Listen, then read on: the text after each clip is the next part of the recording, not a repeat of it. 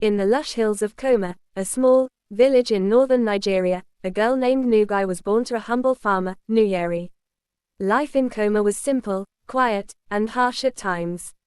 The earth was red, the streams clear, and the voices of children echoed through the mountains. Nugai was barely 10 years old when she began hawking oranges on the dusty paths that wound through the village. Her father grew the sweetest oranges anyone had ever tasted, but the family was poor. With a small basket balanced on her head, Nugai walked from house to house, calling out in a voice that was half song, half prayer. Oranges. Sweet oranges from Nuyeri's farm. She sold them one by one, sometimes for coins, sometimes for ground nuts or maize in exchange. But she noticed something. Whenever she peeled and squeezed the oranges into juice for her little brother, the neighbors' eyes lit up with longing. One day, a tired traveler stopped by the village square and begged for water. Nugai offered him a small calabash of orange juice instead. He drank it slowly, his face softening with relief, and then he said words that would never leave her. "Child, this is not just fruit. This is gold." Years passed, and while her peers married early or left the village for work, Nugai dreamed bigger. She borrowed her mother's old mortar and pestle, pressed oranges with her hands until her palms were raw, and sold the juice in reused bottles at the local market. At first, people laughed. Who would buy juice when they could just eat the fruit?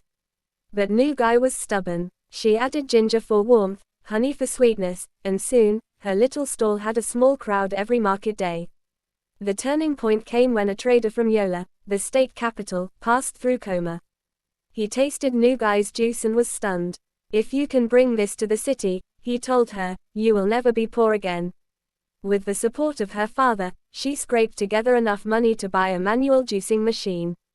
Together, they built a small shed and painted on it the name Nuyeri Fruits, honoring the man who had planted the first orange trees and taught her the value of hard work. From there, her journey was like fire spreading across dry grass. Nugai traveled to Yola, then to Abuja, carrying crates of juice in battered vans. At first, supermarkets hesitated, but her persistence, and the unmistakable taste of her oranges, won them over. Nuyeri Fruits soon became a household name. The bottles, with the bright orange label and the proud slogan, "From Koma to the World," stood side by side with international brands. Years later, Nugai stood in front of a glass tower in Lagos, the headquarters of her company. She had gone from a barefoot village girl hawking oranges to one of the richest and most celebrated entrepreneurs in Nigeria. Journalists wrote about her. Young girls sang her name in schools. And whenever she returned to Koma, she never arrived empty-handed. She built roads, schools, and health centers, making sure no child had to choose between hunger and dreams.